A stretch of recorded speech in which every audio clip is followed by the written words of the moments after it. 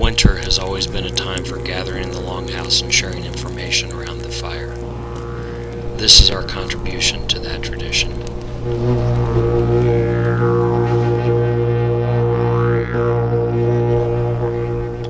I'm going to talk about winter backcountry locomotion to include both the shoes that you might wear and the equipment that you might use to interface with the snow. I'm going to start with the equipment because there's actually some complexity involved with the equipment you choose to use, and that drives your boot choices, and so we'll start with equipment. At its simplest, winter travel means boot packing or post holing. So you're walking through snow, you're sinking in, hopefully no more than your ankles or maybe your calves. Once you get to mid-calf level, if you're sinking in that far, you would be traveling way more efficiently using something else. Even at the very lowest levels of snow or even ice, the first thing that you're going to find indispensable for backcountry travel is a set of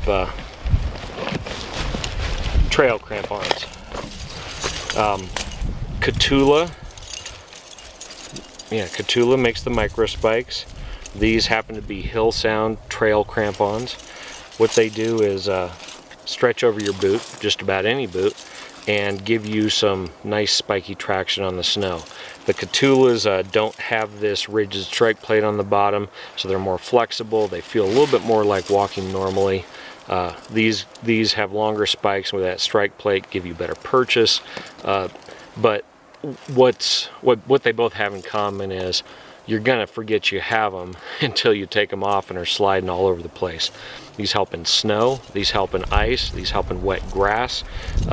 I carry them 3 seasons out of the year even if I don't use them because they become indispensable. Now of course there are true crampons, hinged crampons, rigid crampons, and I'm not going to get into that in this video because I feel it's outside the scope of just general backcountry travel. As soon as you're talking about hinged crampons, you're talking about self-arrest training, carrying an alpine axe, potentially rope travel, and that's just not something I'm going to get into. All right, so that's traveling in just about any conditions where it gets kind of sloppy. And in a pinch, those trail crampons will help even in deep snow. You'd be surprised how much they'll help you out. So the next level is skis and snowshoes. So boy, there's a whole lot of controversy surrounding both of these topics. A lot of misinformation, a lot of misunderstanding. The first thing that you got to know is that if you're experienced with cross-country skis, downhill skis, snowshoes are on a prepared surface, that experience doesn't actually have anything to do with backcountry travel. A lot of people go up and rent or have snowshoes and go on the snowshoe trails. Well, snowshoe trails are prepared surfaces either by other folks walking them or even some sort of grooming protocol. That's much easier. This is why if we're going to camp out in snow, we're going to stomp out a tent platform, hopefully let it set up for 2 or 3 hours because that's going to keep you up off of the snow. The prepared surfaces are no different than that. When it comes to cross-country skiing, it's the same thing. You go up and rent skis at your local groomed ski area, and you got a machine that goes through and creates these 2 tracks, these grooves for your skis to ride in, and or skate skiing. And again, you have a machine that's prepared a surface for that specific type of ski, and all of these are artificial contrived environments. If you want to see what it's really like next time you're up there, go off of the trail. See how the snowshoes work out for you, see how the skis work out for you, and you'll quickly find that what you thought was a practical and workable backcountry solution simply is not. So as far as skis and snowshoes are concerned, what works best has a whole lot to do with snow conditions. The snowshoes, well, let me back up for a moment. Anything that keeps you on top of the snow has you ahead of the game. And then as soon as you break through the snow and you're not on top of the snow, it's a whole different world, particularly if you're dragging your undercarriage. But at any rate, as soon as you're not staying up on top of the snow, everything changes. A lot of people have this concept that snowshoes will keep you up on top of the snow. On the groomed surfaces, yes. In the springtime, when you have a very hardened snowpack, yes. In fact, snowshoes are my top choice in the springtime because the snow has set up so hard that there's more control and there's more safety than skis. And the other thing is, a lot of the time you've got a snowdrift followed by 100 yards of mud, followed by another snowdrift, and by snowdrift I mean something 4 or 5 feet deep, that if you break through, you're in big trouble. And with snowshoes, you just cross all that. You walk across the dirt, you walk across the snowshoe or the snowdrifts, and that all works very well. Earlier in the winter, in less consolidated snow, it's really a different story. Snowshoes are just a tremendous amount of work. Breaking trail on snowshoes through fresh snow it's horrible. It's misery. Now a lot of people will say, oh, we'll just use bigger snowshoes. There was a year when I set out to really figure that out for myself. So I had a pair of all Sherpas like this, 25 inches, 30 inches, and 36 inches. 36 inches are the largest modern mountaineering snowshoes made. I've been told that a pair of 64-inch wooden snowshoes would be pretty good for breaking trail and snow for me. Haven't tried them. You know, they break pretty easily and skis work really, really well, so I just haven't gone that direction. But if you're going to go out and buy a pair of snowshoes that look like this, and a salesman says, oh, you weigh this much, you need to be on 36s or 30s or whatever, I didn't find that to be the case. There's a very narrow range of conditions I found where 36s would keep me on top of the snow, and other than that I was still breaking through. And so once you're breaking through, what's less work? You know, the bigger the snowshoe, the heavier it is, the more snow lands on top of it with every step, and you have to suck it up out of there, or you have to push through the snow with it, and the bigger snowshoes are way more work. On the other end, if you go too small and you're getting no flotation whatsoever, that can be a lot of work. So what I found, and you know, this is for a guy who's with pack, you know, that's 260 normally, maybe 270 with a day pack. What I found is that 25s are perfect. They're kind of the optimal between keeping the size and weight of the snowshoe down but giving me enough flotation. Sherpa, I understand, did some studies back in the day when they first came out, and they figured out that 30s are the optimal size. Not my experience, but you know, it's worth trying. So you know, that's it on size of snowshoes. A couple other things I want to point out with snowshoes. You're looking for a binding that's easy to get in and out of. You're looking for crampons on the front. Well, here, I'll pull these off of here, show you what I'm talking about. You're looking for crampons here, and you also want a spiky under your heel as well. These help you with the climb, these help you with the descent. These are my car snowshoes, so they're not my nicest pair that also have the heel plate on them, but that's what you're looking for. You know, as far as bindings, these are kind of an old style. Maybe there's newer ones that work better. In my experience, if the strap doesn't do a full wrap of your ankle, you're going to come out of your bindings over the course of miles of hiking. If you don't have a heel shelf for a rear strap to rest on, that's going to be a problem. But you know, I know like the Atlas bindings look really nice, and I understand work better, so you know, that might be something to look at. But for me,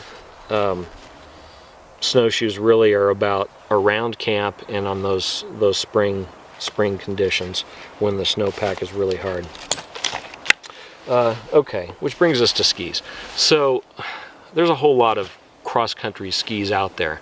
There's only 3 kinds of actual backcountry skis that I know about.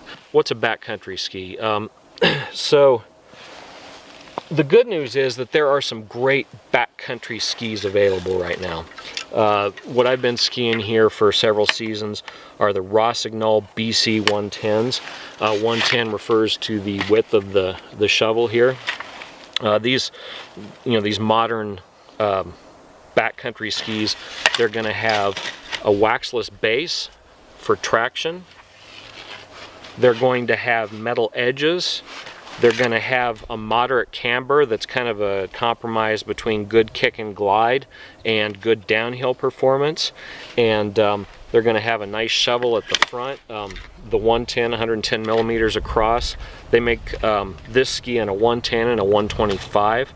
I'm skiing the 110 just because for me that's where I come down on kind of weight, flotation. The 125s are heavier, they're harder to move. Partly that's body type, you know, there's some different preferences involved there. Fisher makes something called the S-bound, also in, like, I think there's a 112 and a 125. And those are kind of the only two big manufacturers I know of making a legitimate backcountry ski. And then that brings us to Altai. Altai, a couple guys who used to work for Karhu, which is now out of business or bought by somebody else or whatever, and they are dedicated to making backcountry skis, true backcountry skis, and I'm impressed with what I've used. I don't have a lot of miles on the Altais, you know, like I do, you know, these I have miles and miles and miles on them. The Altais I do not have miles and miles on. And they've got two kinds. First of all, they've got what they call as a ski shoe. Now this is relatively short. This is a 150. It's wide. You can see there's a lot of width underfoot. There's a lot of width tail. There's a lot of width up in the nose. It's designed to do a good job of riding up as you step. And then the other interesting thing about these ski shoes, and this model is called the Hawk, is these perma skins. Now they're called skins, climbing skins, because they used to literally be mohair. Now they're all synthetic, but basically they glide one way and catch the other way. Skins are going to be an integral part of any backcountry ski system. You simply need the traction. I found that if I'm pulling a sled, I have to have at least kicker skins, regardless of the terrain. It's just I need that extra traction to pull that 70 or 80 pound pulk behind me. And kicker skins refer to skins that go only in the kick pocket here. There's also full length skins that you can put on that turn your skis into backcountry tractors. And the ski shoe kind of says, you know, that Altai makes, kind of says, you know what, for general knocking around, you probably should just have the skins on all the time. Yeah, you're not going to go as fast, but you've always got the traction, and you know, they're short, they're maneuverable, and we're going to set people free in the backcountry. I got to tell you, I was on these for the first time this morning. I am very impressed. I had their precursor made by these same guys when they were at Karhu. In fact, I still have them in a 130 length. To me, the 130s are too stubby, too unpredictable. These 150s with this perma skin, these are a hell of a nice kicking around ski. I'm impressed with them for just general travel, particularly for somebody who's got no ski experience. And that's actually a point I need to make. Snowshoes, you are an expert in 1 hour. They're safe. You start walling around in the snow, yeah, you can fall down, but there's none of the mechanical injury. Well, there's not as much of the mechanical injury hazards. You know, you can always have them. They'll work with just about any boot, some boots better than others. So they're a nice, good default. I wouldn't be without them. Skis, honestly, to be safe in the backcountry, to be useful in the backcountry, it's going to take you a season, maybe 2 seasons to really get comfortable on them before they're good for moving around with. And but once you get past that, the advantage of skis over snowshoes is they are way, way less work for breaking trail. First of all, you're not having to move all the snow that collapses on top. Second of all, they glide instead of having to lift and step or push and step. Even in deep snow, they'll either ride up like these Altais do such a nice job of, or they'll submarine. And if they're submarining, you're pushing through the snow, but you're not moving that snow. And you're kind of finding the depth at which the snow finally compacts and you get kind of that ability to move forward. It's still a god-awful amount of work. Breaking trail. It's maybe half the effort on skis as it is on snowshoes. It's such a remarkable difference. I have a hard time ever wanting to get on snowshoes other than those spring snow conditions I'm talking about, or around camp. These are just too unwieldy to mess with around camp. That's skis versus snowshoes. That's kind of what the snowshoes are like, or what the skis are like. Now we have to talk about bindings. Sadly, there's not really a pretty picture there as far as what I find useful. Skis started getting real specialized maybe 20 years ago now. Used to be cross-country skis were cross-country skis, and they were kind of generically useful. They were a little bit more like something like this, and the bindings would go with a lot of boots. That's not the case. Basically what you ended up with is you have the classic 3-pin bindings, which is that big square-toed duckbill boot goes into them and rests on some pins, and there's a clamper, or there's some that slide in and rely on a heel cable to keep the boot forward in the clamper, and so we just call that the 75mm style. And those are what people are selling now, aimed at backcountry skiers, and there's some value there. I'll go into that in a moment. Then there's the telemarking. So telemarking is a turn. All these diagonal stride, skate skiing, telemarking, these are techniques that have had complete genres of skis grow up around them. So that telemarking went one direction. Now telemarking is largely about bombing down hills. It's more resort, lift serve oriented. Yeah, there's guys out there doing telemarking in the backcountry, but a whole lot of it was driven by guys that either are riding lifts or they're skinning straight up a hill for the sole purpose of skiing back down it. And that's great, but that's not backcountry travel oriented. And then you have the track skiing gear. A lot of those guys now are using what's called NNN, New Nordic Norm. It's a little bar in the toe of the boot, and the binding clamps over that bar, and then there's NNN BC. For real backcountry use, those are both horse. The reason those NNN bindings are horse is because you take 2 steps in snow, particularly wet snow, in those boots outside of the skis, and the whole area around that tow bar packs up with snow, and you got to get in there with a multi-tool or a ski tip and try to get it all hammered back out just in order to interface with your binding. So despite what folks might tell you, stay far away from those for general backcountry use, because around camp you're going to be on snowshoes. You might need to hike somewhere up to the snow line. You just stay away from that stuff. Then I think skate skiers use those same kind of bindings. And again, skate skiing, great technique. Really, the only time I've used it is crossing a frozen lake, where it works fantastically. Good to have as a technique, good to have in your toolbox. As a type of backcountry ski, it's not a backcountry ski. So out of those 3 things that are available, what I would gravitate towards is the 3-pin, probably without the pins, the kind with the cable, just because 3 pins can have that same issue with snow building up in the holes in the boots, and the just push in with cables more reliable. Your heel's not as free, that's the downside, but that's a good, robust, kind of all around, gives you control. The problem is that the boots have gotten so specialized, it's hard to get a pair of 75mm 3-pin boots that are useful for anything but skiing.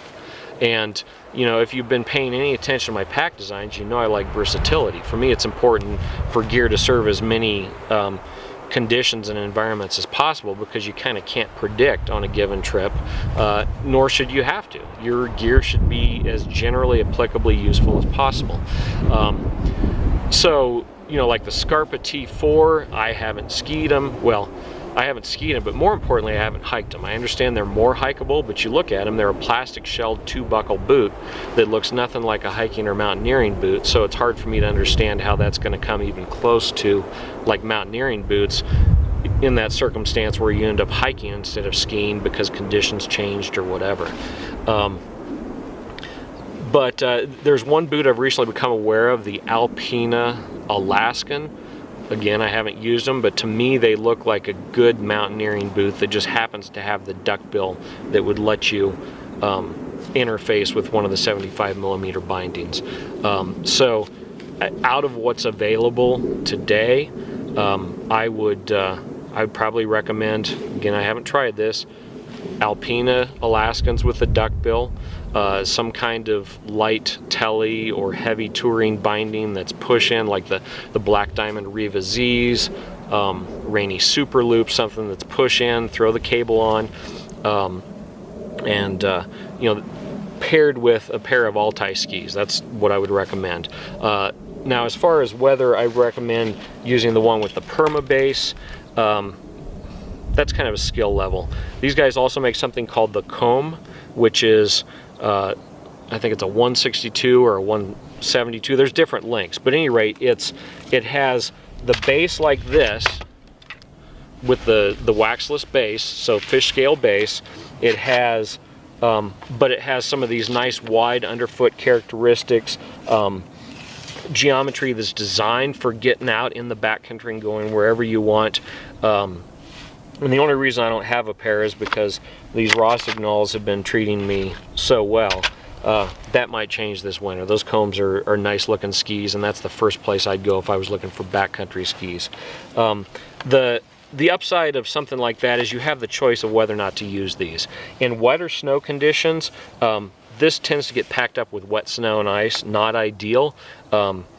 And there's something called glop stopper you can use to mitigate that. It's not perfect. And then there's the downside of when you don't want these and you want to go faster and maybe you're only wearing a pack, not pulling a sled, it's nice to have the option to take the kicker skins off and just have regular skis. So I think that's what I would recommend is for a good general backcountry ski setup. Altai Coms, Black Diamond Riva Z's are similar, and a pair of those Alpina Alaskans. Bear in mind I haven't used any of this. So folks are going to ask about what it is that I'm using. I've standardized on bindings that sadly haven't been made in 20 years. This is an early pair of Alpine touring bindings, and there's two models that are like this. These are the Fritchie FT88s. There's also the Silveretta 404s. And these, since they're Alpine touring bindings, they can be locked down, the heel can be locked down, or they can be free heel mode like these. As you can see by the binding system, they're going to work with just about any boot that has a toe and heel ledge. That means any of those 75mm boots, any downhill boots, or my personal favorite, mountaineering boots. My winter boots that I'm extremely happy with are Scarpa Mont Blancs. Not cheap, even at half price, which is what I paid for them, but they're a pair of lightly insulated leather boots that are great for hiking, great for ice climbing, great for skiing. A couple weekends ago, I was doing my annual lift serve tune-up, cutting telly turns on these boards with my Scarpa Mont Blancs, and you know, for me, that is a great setup. But you got to go to these old bindings to even get that compatibility with mountaineering boots. There's literally nothing made like it right now that will work with mountaineering boots. The universal bindings that are sold by like Altai and a couple of others rely on a boot that has a really flexible toe or midsole to even get any heel lift at all. You put mountaineering bindings in those and you're going to feel like your heel's locked down, which is not good for travel. And then the other thing that I really like about these old Alpine touring bindings, because they are downhill bindings as well, they're den releasable. If you get in a wreck, you will come out of the binding instead of blowing your knee out. And I really like that for a backcountry application. I'm going to be using bindings like this. I've got a stash hoarded as new skis, new better skis come out. I'm going to keep mounting these bindings on them. And I almost shouldn't say anything because now there'd be an eBay rush, but to me this or the Silveretta 404 is the best backcountry binding ever made. It's just been a long time since they've been made, and so they're not as generally available. So you know, that's kind of backcountry skis, boots. So now let's talk about boots. I said in the beginning, your choice of Locomotion is going to drive what boot that you use. I like general stuff. I found that in the winter, what works for me, I've tried plastic double boots, you know, leather boots, uninsulated, using vapor barrier liners, which works out all right. For me, you know, in the Rockies, the conditions I'm in, kind of my best all-around setup has ended up being lightly insulated mountaineering boots. In the snow, it's nice to have a stiffer boot, even for just walking through this snow, because the snow's all sloppy and uncertain. So having a boot that you can kind of kick in and gives you some rigidity is really nice. And for my purposes, you've seen my system, and in fact my primary snowshoes have step-in bindings like this, so my mountaineering boots are super easy to get snowshoes on and off. You know, and I can jump into the skis, I can hike with them, whatever. If you're gonna just use snowshoes, you have more options. Your regular hiking boots with the vapor barrier liners, a nice you know, kind of take you through the winter and do double duty. The lightly insulated winter boots can work because the bindings will work with anything. Your classic hunting boots with like the 400 grams of insulation, those can work great. You know, I would just kind of lean towards a little bit stiffer boots for driving any kind of winter apparatus for the reasons I mentioned. This is sloppy, having more rigid boots helps. Sorels, Kamiks, and incidentally these days I think Kamiks are actually better than Sorels. Some of their features are actually not that good. They're good for keeping you warm, but they're so unstructured that your feet will quickly get tired in snowshoes. Well, skis, yeah, the universal bindings from Altai, you can use those pack boots. They're great to throw on in camp because they're the double insulated boots, you know, allow plenty of circulation, but for actually moving, I haven't had a whole lot of luck with those style of boots. And, you know, for a short excursion, fine, whatever, but for more long-term use, they're just not as efficient as something that's a little bit stiffer and lets you drive snowshoes or skis better, or even the trail crampons I was talking about. And then if you're going to interface with a 3-pin binding, you have to look at, okay, what boots will interface with that, and is it going to be a dedicated ski boot? So like if I head up and end up on snowshoes and skis, am I screwed? Or am I going to try to get something that's a generalist? That's why I mentioned that Alpina Alaskan that looks to me like a generalist boot that I could snowshoe or hike in just as easily as I could ski in. Or am I going to be more interested in downhill performance? Am I going to go for a boot that really is not that walkable but is a better ski boot? Am I going to carry 2 sets of boots? You know, these are all trade-off decisions you have to make, starting first with what kind of equipment am I going to use for locomotion, followed by you know, then what kind of boot do I have to use because of the equipment I've chosen. And I've given you some trade-offs, some choices. I've talked about what it is that I use. And another word in winter boots, you do want to size up. Those like mountaineering weight or ski weight premium socks really do make a difference in keeping you warmer in the winter. You know, the Thorlos and stuff, the ultra thick ones, not the Trekkers, but the really thick ones. And you need more boot room to use those and not have them compressed. Additionally, you need boot room to allow a little bit more circulation. That's going to keep you warmer in the winter than a real tight fit. So think about that if you're getting a pair of boots for the winter. So that's kind of it for winter locomotion. Like I said, there's a whole lot of speculation, a whole lot of misinformation, a whole lot of opinions that are not based on true backcountry environments. Where you live, snow conditions is going to make a difference, so you're going to have to experiment and figure out what works for you, as with anything else. But I think you're going to find out, if you invest the time, you're going to end up happiest on skis, true backcountry skis with snowshoes for certain fringe conditions.